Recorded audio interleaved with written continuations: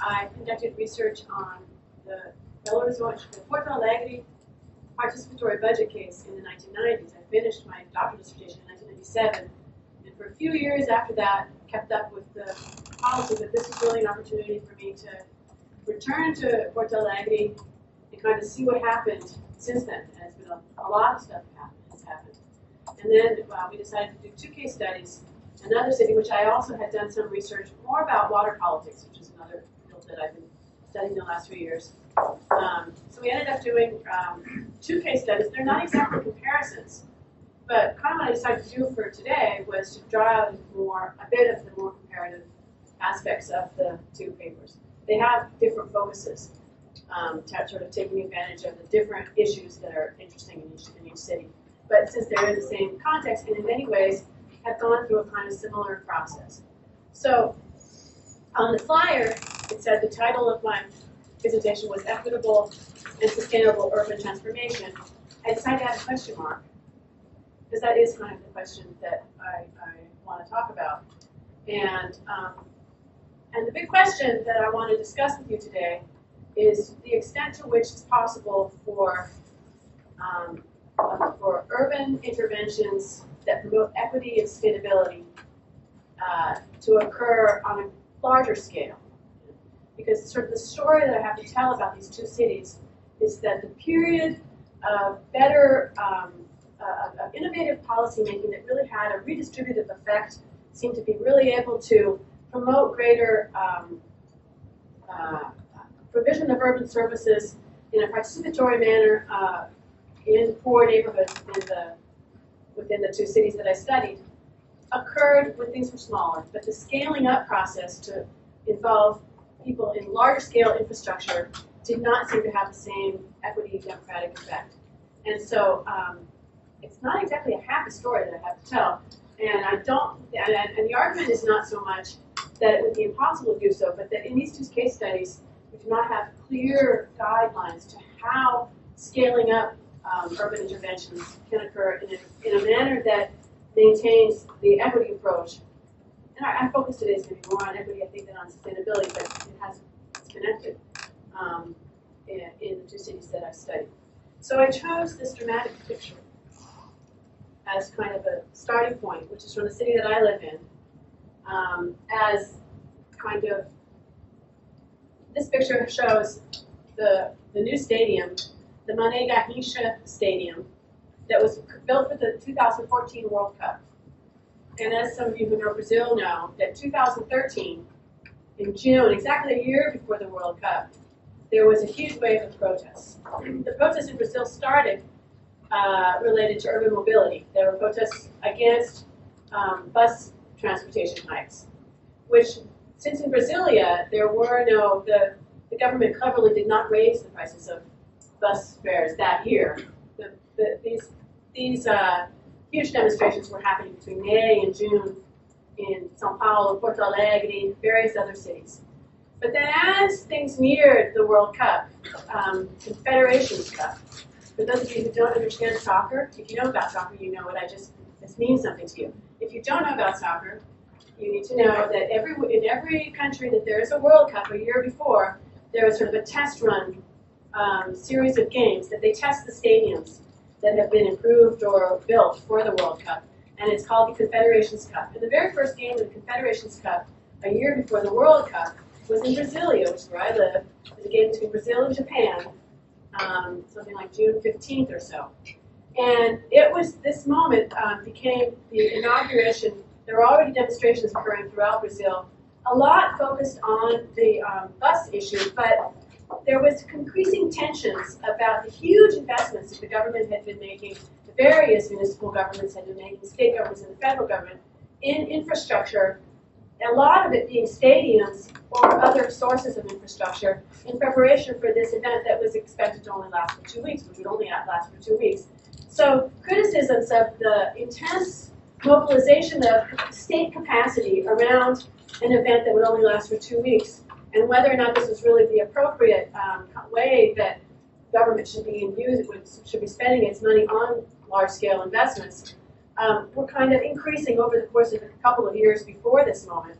And then on the day of the, I think it may have been the day before the game, a local housing movement, a very radical housing movement called the movement of homeless workers, connected to the landless workers movement. They're kind of loosely connected to the very radical landless movement, land reform movement in Brazil. This movement staged a demonstration where they burnt tires right in front of the stadium and blocked access to the stadium. And it was sort of the initiation of what became a sequence of huge demonstrations in Brasilia as well. So in Brasilia, this cycle of demonstrations that occurred in Brazil that really are kind of a key moment in recent Brazilian history. It was sort of the moment where what eventually became a breakdown of the political regime that was in power until a year ago, began at this moment by a very spontaneous series of huge demonstrations that people came to the streets, but that were marked by these less spontaneous moments of organized groups criticizing to urban policies, public transportation, and in this case, huge investments in infrastructure in cities where there were huge housing deficits and other kinds of problems. So, like, basically what I wanted to start with this image was, you know, how did we get here to a Brazil that big infrastructure in cities became the source of a huge amount of anxiety and popular protest. And essentially, you know, you could write the story in a way to understand that the impeachment of the president at the time, though associated with the left party that had been associated with redistribution and with social movements in the 1990s, and that same political group was impeached in a wave of protest and polarization of the country, and that has really led to great serious damage to the political system of the country, in part because of the power of corruption in large-scale public works. There has been a huge series of scandals revolving around corruption that has created this nonstop political crisis for the last 3 years in Brazil, and public works is a part of that. So I'm kind of reflecting on how to get there. So how did we get to this moment? Going back to give you a little bit of background about Brazil. So for those of you who don't know much about Brazil, just really briefly, Brazil had a military dictatorship between 1964 and 1985. There was a civilian indirect president, and the first direct presidential elections were in 1989, a year after a new, very progressive constitution was approved. And then we came to the 1990s, which, like many places in the world, was the era of neoliberalism. In Brazil, the neoliberalism, state retreat, kind of pro-market policymaking at the federal level took more or less until the 90s to really start to pick up. In the 80s, under still a kind of military situation, it was not as, Brazil took longer than other parts of the world to adopt this kind of policies. And then from the early 1990s to the early 2000s, especially under the federal government of Fernando Henrique Cardoso, who was the leader of the party called the Social Democratic Party, but it became an increasingly neoliberal, pro-market party with a strong alliance to conservative groups and conservative parties in Brazil. The federal government was a government that was dominated by this kind of pro-market policies. So that was one of the sort of themes of the 1990s was state retreat, less investment. It was also a period there was less money. There was a fiscal crisis. There was a period of just less federal funds for large-scale infrastructure and projects, kind of a stagnated period at that time, less social policy as well. Federal government was just less present in the life of cities. And at the same time, locally, there were these progressive policy experiments, almost all coordinated by the Workers' Party, the same party that just impeached so many years, almost 20 so years later. Starting largely in Porto Alegre, but also in São Paulo in 1989, those two cities and about 30-something other cities had Workers' Party governments, began to experiment in new kinds of policy efforts, in urban policy efforts. The most famous one of which was the one that we're going to talk about, the Participatory Budget of Porto Alegre, which kind of became a symbol of a new approach to urban governments in the 1990s. So we have these sort of two trains happening in the 1990s, a kind of less present federal government, and although not in most cities this kind of stuff is happening, but a local government as a space of innovation and of progressive, democratic, participatory, redistributive innovation, the kind of stuff we were meant that I think that the idea of urban transformation is hoping for. So the story that I will try to tell in the two cases follows a similar general trend in both cities. Both of these cities, Porto Alegre starting in 1989, Belo Horizonte starting in 1993, had progressive Workers' Party governments with strong ties to social movements, local community organizations, and both of these cities became interesting centers of progressive, equity-based, redistribution-based, and participatory policymaking with a focus on getting better infrastructure and service provision into the poor parts of the city. But in both of those cities, even though the Workers' Party or the political groups that were in power formally did not immediately shift to other political groups, there was a slow weakening of this process, which had to do and a greater focus on large-scale infrastructure rather than the small community-based infrastructure that the poor communities were needing. And part of this happened just as a natural effect of time. That lots of the small communities had been receiving more attention, and so the demand for larger-scale infrastructure, kind of increased its pressure. But it also, the context of the period, the 2000s, especially after the Workers' Party entered the federal government, changed the sort of broader conditions in which those local governments were operating. And this has to do with what I mentioned to you earlier, Victoria, which is that when the Workers' Party was elected to the federal government of Brazil, although there were lots of attempts to transfer that focus on participation to the federal level, and there were substantial participatory initiatives at the federal level, and there was also a redistributive policy trend after 2003 in Brazil, largely focusing on cash transfers. And another big Brazilian policy success is the importance of cash transfers, and basically during a period the elimination of extreme poverty due to these cash transfer processes. So these are not exactly urban policies. They are, and they're not exactly policies that unite redistribution and participation. They're kind of different things happening. But with respect especially to cities, the federal government increasingly, especially after 2007, the federal government increasingly started to invest in big infrastructure throughout the country. Through a major infrastructure program called the Growth Acceleration Program, that was an attempt to kind of do Keynesian investment in the infrastructure in the country to generate growth. It was a what we call a developmentalist approach to economic development through state intervention, very different from that liberal, neoliberal perspective of the 1990s. And this shift, which was a shift as well in the parts of the Workers' Party that became dominant, was really a shift towards big infrastructure, and is partly explained by also a shift from a party that was closely connected to social movements and working at the small scale to a party that was increasingly close to big interests, construction companies, and of course corruption. So there's a process here that has to do with the general crisis in Brazil that will it kind of draws energy away from these smaller scale efforts that had been so interesting in the 1990s.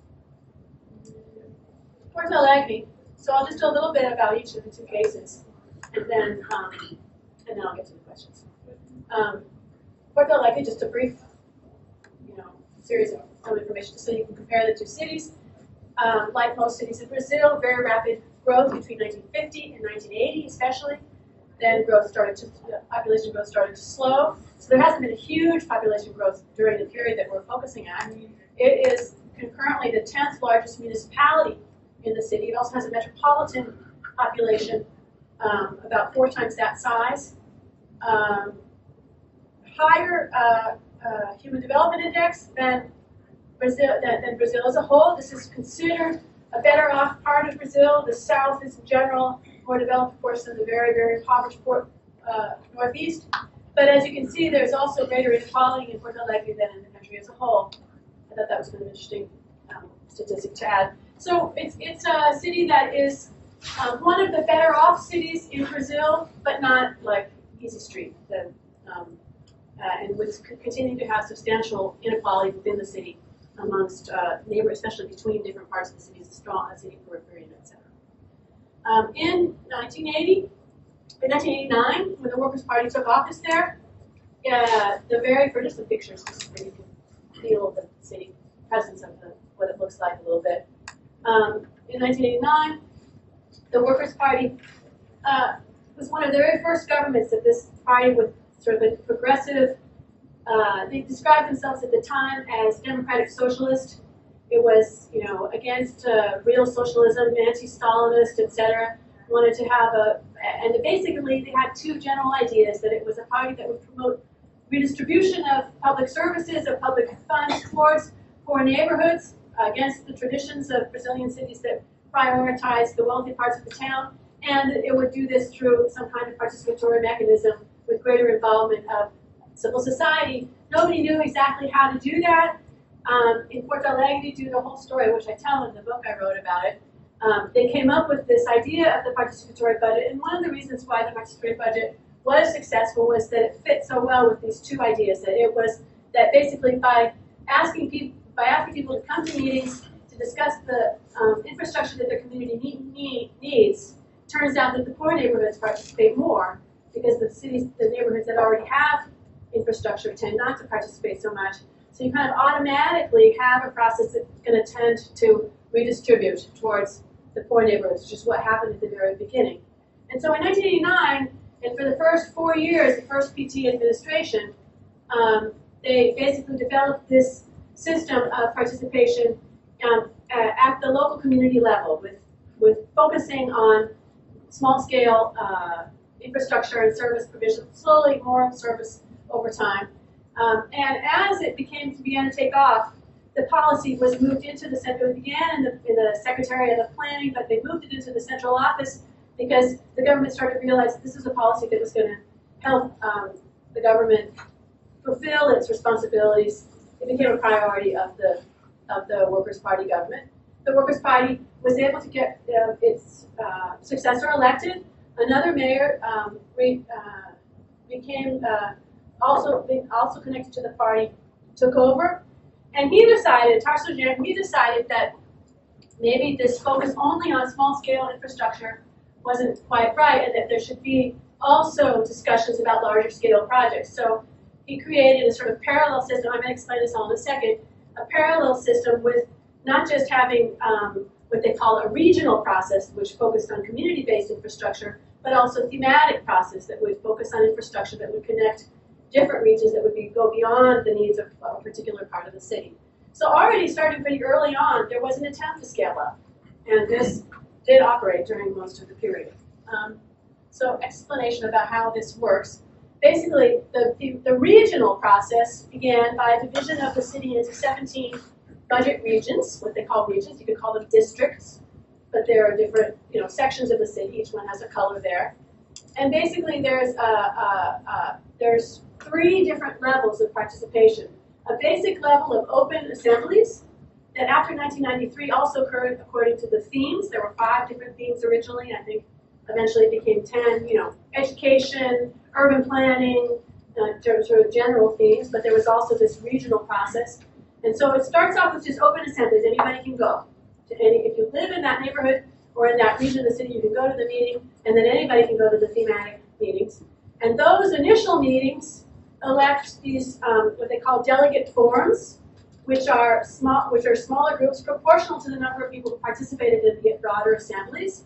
And those delegate forums will spend several months kind of working out the priorities for that theme or for that region for infrastructure, making a list of priorities in the regions. It can be the schools, it can be paving a street, it can be sanitation infrastructure, all different kinds of infrastructure, and they have to like say, which neighborhood is going to get their street paved first, and is pavement more important to us than sanitation this year? So they make a whole bunch of priority-based decisions and come up with all these lists.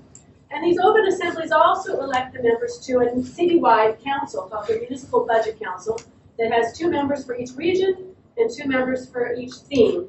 And this citywide council, which has a 1-year mandate, so there are these permanent forms that last a year and then they're replaced the following year, basically governs the whole process, decides all the rules for this process. Note that there is no formal participation by government in either the forums or in the council. It's just the people who represent these regional and thematic assemblies.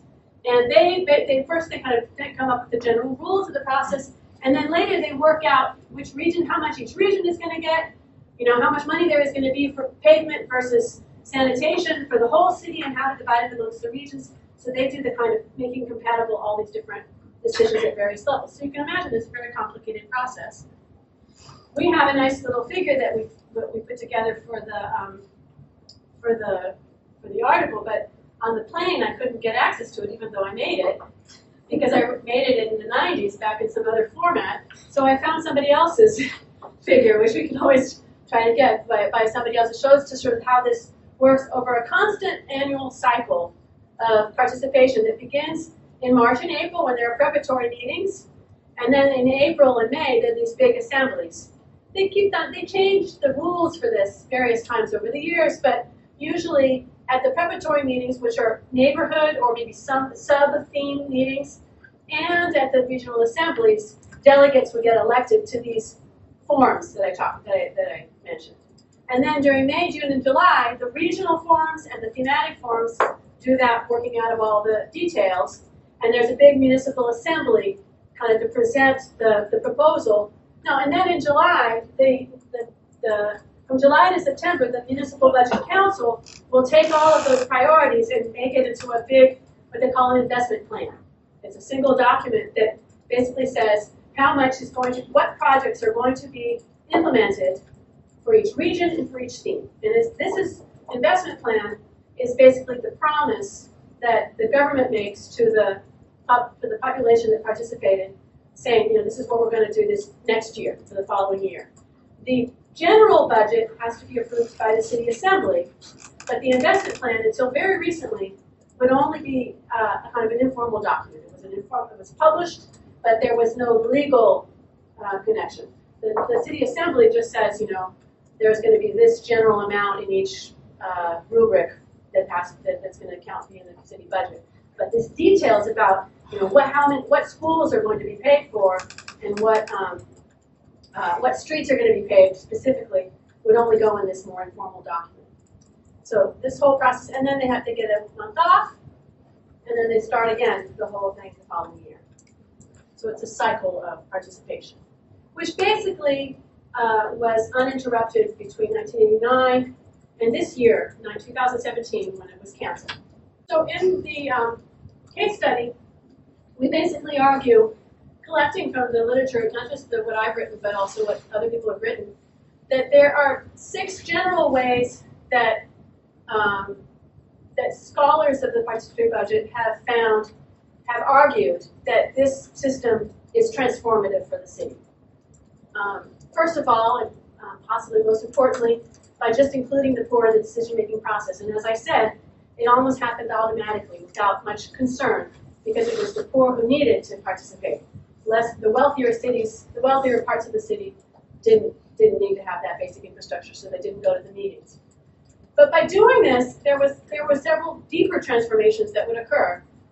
We argued that there was a transformation of the decision-making process, because by bringing such detailed decisions about how the city budget was being made and about why certain streets would get paved and not other streets would get paved, a huge tradition of patronage and clientelism was being challenged. For traditionally, these kinds of decisions were behind the scenes,